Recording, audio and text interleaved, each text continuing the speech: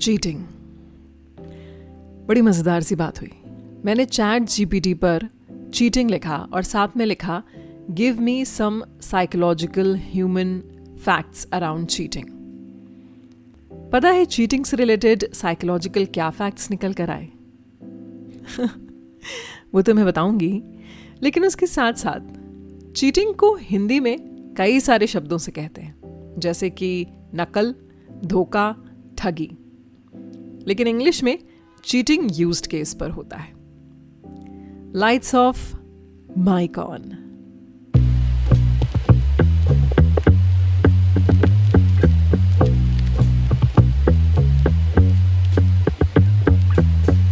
ये मत पूछिएगा कि आज मेरे जहन में ये चीटिंग शब्द कैसे आया, क्यों आया। लेकिन सबसे पहले मैंने सोचा कि चीटिंग का मतलब समझते हैं। तो अंग्रेजी में चीटिंग यूज्ड केस पे होता है। वो चीटिंग एग्जाम में चीटिंग भी हो सकती है या फिर रिलेशनशिप में चीटिंग भी हो सकती है। किसी को बिजनेस में चीट करना हो सकता है। लेकिन हिंदी में चीटिंग के लिए अलग अलग शब्दों का इस्तेमाल है, जैसे कि बेईमानी। जब हम कहते हैं बेईमानी करना तो अक्सर आपके जहन में आता है पैसों को लेकर बेईमानी करना। दूसरी चीटिंग होती है नकल करना, एग्जाम में जो हम नकल करते हैं। तीसरी चीटिंग होती है ठगी करना। ठगी यानी कि किसी के भोलेपन का फायदा उठाना। और चौथी चीटिंग होती है जिसे कहते हैं धोखा। वो धोखा रिश्ते में होता है। भाषा पे नहीं है शो, चीटिंग पर है। अब बताती हूं कि जब मैंने चैट जीपीटी पर यही लिखा चीटिंग और साथ में लिखा कि give me some psychological human facts around cheating, तो पता है चैट जीपीटी ने मुझे क्या रिजल्ट दिया? चैट जीपीटी ने मुझे आज के रिश्तों का एक कड़वा सच सामने दे दिया और कई सारे फैक्ट्स ये दे दिए कि किस तरह से आदमी और औरत आज के सोशल मीडिया के ज़माने में रिलेशनशिप में चीट करते हैं।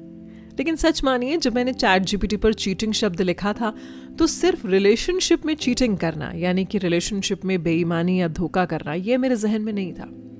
बल्कि सच में तो मेरे जहन में चीटिंग था जो एग्जाम में हम चीटिंग करते हैं। क्या कोई ऐसा है जो पूरा छाती ठोक के कह सकता है कि उन्होंने एग्जाम में कभी चीटिंग नहीं की?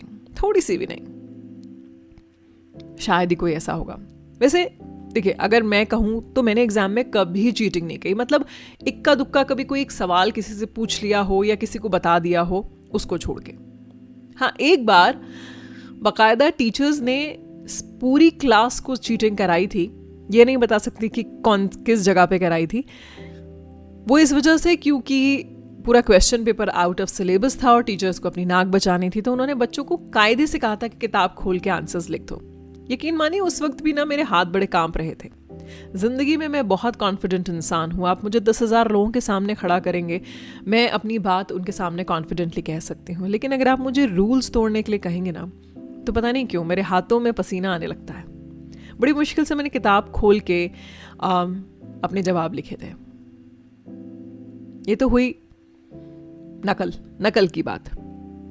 अगर नकल की बात करते हैं तो बॉलीवुड में इसी नकल को कहते हैं इंस्पिरेशन लेना।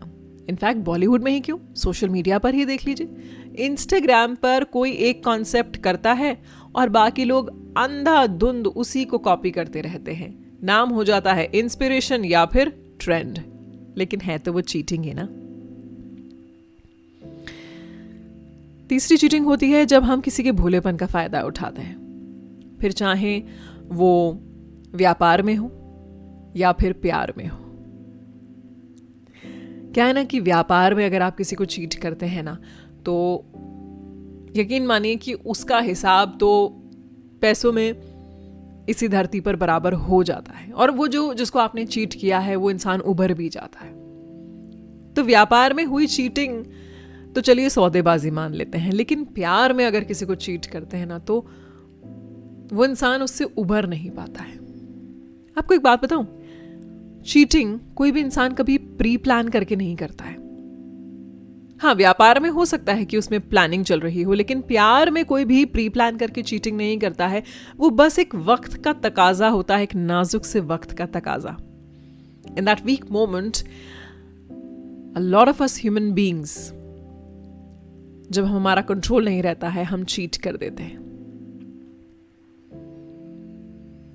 तो प्यार और रिलेशनशिप में चीटिंग के बड़े अलग अलग मायने हैं। जैसे it's a known fact that औरतों के लिए इमोशनल चीटिंग बहुत मायने रखती है। एक बार को अगर आपने किसी के साथ सेक्स कर लिया तो वो फिर भी आपको माफ कर देंगी, लेकिन अगर उन्हें एहसास हो गया कि जिस इंसान के साथ आपने चीट किया है आप उससे प्यार करते हैं और उससे कहीं ज़्यादा प्यार करते हैं जितना आप उनसे करते हैं, तो फिर मुझे लगता है कि ज़्यादातर महिलाएं पीछे हट जाती हैं। या फिर अगर सेम पैटर्न बार बार रिपीट होता रहे। वहीं इसका उलट होता है फॉर मोस्ट मैन। ज़्यादातर आदमी इमोशनल चीटिंग को चीटिंग नहीं मानते हैं, but for them sex, physical relationship ये बहुत मायने रखते हैं। आई डू नॉट नो ये बात कितना सच है कितना झूठ है, लेकिन मेरे एक्सपीरियंस में भी मैंने यही नोटिस किया है। क्योंकि देखिएगा, कभी आप कोई सीन देखिए, अगर कोई आदमी और औरत, मेल एंड फीमेल रिलेशनशिप में है, प्यार में है, और अगर चीटिंग का एंगल कहीं आता है तो औरत हमेशा यही पूछती है क्या तुम मुझसे प्यार करते थे, और आदमी हमेशा यही पूछता है कि क्या तुम उसके साथ सोई थी, या फिर did you had sex with that person. Strange no. Like I said, relationship में कोई भी चीटिंग प्री प्लान करके नहीं करता है, वीक मोमेंट्स में होती है। ये बोल के मैं चीटिंग को जस्टिफाई नहीं कर रही हूं। वैसे मॉडर्न टाइम में प्यार में चीटिंग के कई सारे तरीके हो चुके हैं। अब देखिए, जैसे आदमियों को ऐसा लगता है कि इंस्टाग्राम पर किसी और लड़की की, महिला की फोटोग्राफ लाइक करना ये चीटिंग नहीं है, लेकिन वहीं उनकी पार्टनर को लग सकता है कि ये चीटिंग है। मुझे लगता है कि कभी कोई एक फोटोग्राफ लाइक करना, या फिर वो आपकी महिला मित्र हैं उनकी फोटो लाइक करना और बिना छुपाए लाइक करना, ये चीटिंग नहीं है। लेकिन किसी अनजान प्रोफाइल पर जाकर सिर्फ उस लड़की का ध्यान खींचने के लिए एक साथ उसकी 10, 50, 100 फोटोग्राफ्स लाइक करना, ये चीटिंग है। क्योंकि आपका इंटेंशन वहां पे उस लड़की का ध्यान अपनी तरफ खींचने का है। And same goes for females also, अगर फीमेल्स ऐसा करती हैं तो।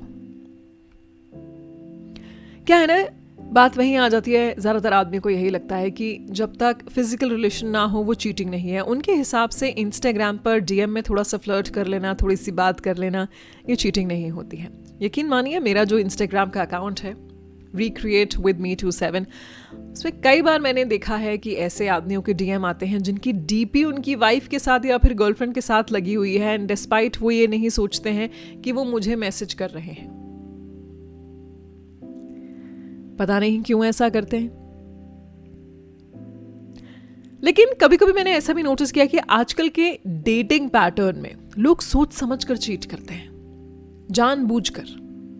उन्हें पता होता है कि जिस इंसान से वो डेटिंग ऐप पर मिल रहे हैं, और ऐसा मैं नहीं कह रही हूं, मैंने बहुत सारी स्टोरीज इन पर्सन सुनी है कि जिस इंसान से वो डेटिंग ऐप पर मिल रहे हैं उनको पता है कि इस इंसान के साथ में वो आगे लंबा वक्त नहीं बिताना चाहते या फिर शादी नहीं करना चाहते हैं, लेकिन फिर भी वो शॉर्ट टर्म के साथ उनके साथ रहते हैं और ऐसे प्रिटेंड करते हैं जैसे कि वो पूरी जिंदगी भर उनके साथ रहने वाले हैं, और फिर एक दिन अचानक से गायब हो जाते हैं। इसे भी चीटिंग ही कहेंगे, बिकॉज आपने पहले उस शख्स को जो हंसता खेलता हुआ था उसकी जिंदगी में जाकर उसे अपनी आदत डलवा दी और फिर आप अचानक से गायब हो गए। वैसे डेटिंग में से गोस्टिंग कहते हैं। लेकिन मेरे एक्सपीरियंस में, मेरे पर्सनल डेटिंग के एक्सपीरियंस में मैंने नोटिस किया है कि ज्यादातर गोस्ट, उनकी आत्माएं लौटकर वापस जरूर आती हैं, भटकती हुई सी आत्माएं।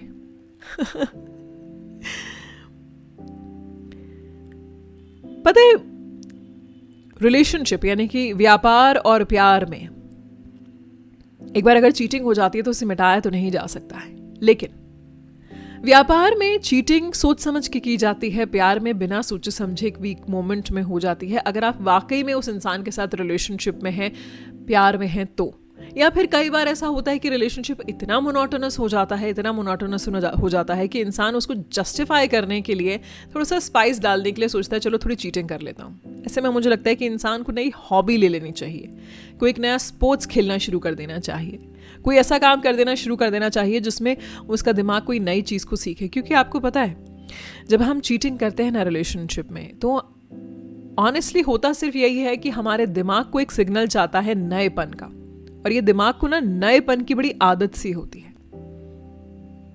आई थिंक चीटिंग पे मैं काफी कुछ बोल सकती हूं।